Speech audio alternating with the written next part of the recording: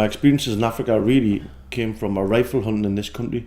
So in the UK, around Northumberland, I used to shoot roe deer a lot, which was probably my favourite animal to spend time with in the hunt. Fantastic animals, love them to bits.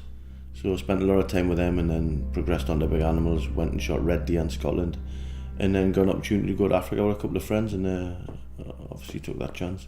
In Namibia, what happened was they created a Tosha National Park in the north of Namibia, and for that they drove all the big game to the top of Namibia.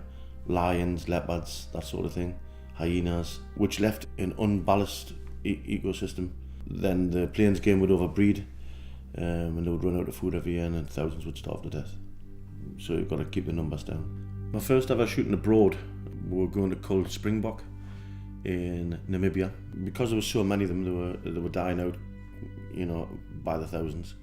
So we really had to be quite a heavy cull on springbok. But at the same time, in the first year, I also got a chance to shoot oryx, red hartebeest, any plains game really, but none of the big five and no predators. We were there to shoot springbok, and because we were shooting the springbok as a cull, we then got to shoot the trophies at a better rate. So that was my first experience in Africa.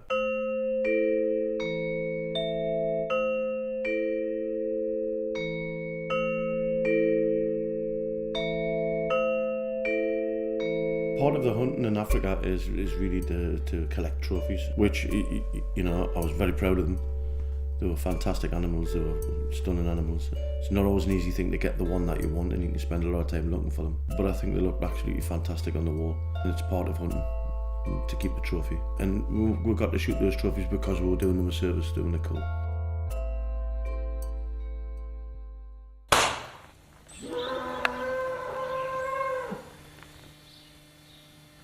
My experience with the foot and mouth wasn't great. Obviously a job had to be done, and I agreed to do that job when I was asked. It wasn't a particularly nice job. Lots of these animals were healthy. They didn't have foot and mouth. It was the scare of them getting foot and mouth.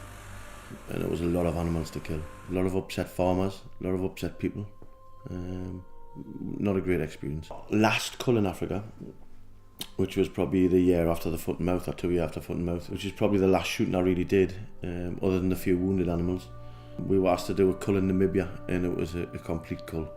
So it meant killing every animal that we saw, but everything had to be shot because there's so many animals that died the year before. There wasn't enough food to go around, and the numbers had to be brought down. So that wasn't a great experience, because you're then not shooting. When you're trophy hunting, you're picking a particular animal. It might be an old animal, might be an injured animal or an ill animal, and you make that selection out of that process as to which one should be shot. So it's a lot more different, in a different experience entirely. When you're culling everything, it's killing everything.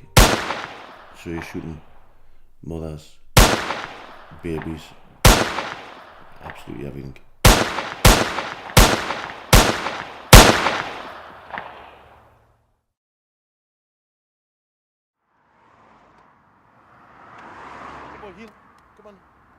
I think the last cull in Africa could be one of the things that put me off shooting, or just the fact that I'd shot so many animals across the years. I was turning 50 that year, shot most of my life. The foot and mouth, it sort of put me off shooting anyway. Not completely off the killing of animals. The last cull in Africa was heavy, and it wasn't a good experience. I think that probably had a lot to do with my decision not to shoot after that, although I did go shooting. I was in Scotland. It's the time I was out stalking in Scotland, and would stalk an animal for some time, and I just decided I didn't want to take the shot. It wasn't a conscious decision I'd made for any particular reason.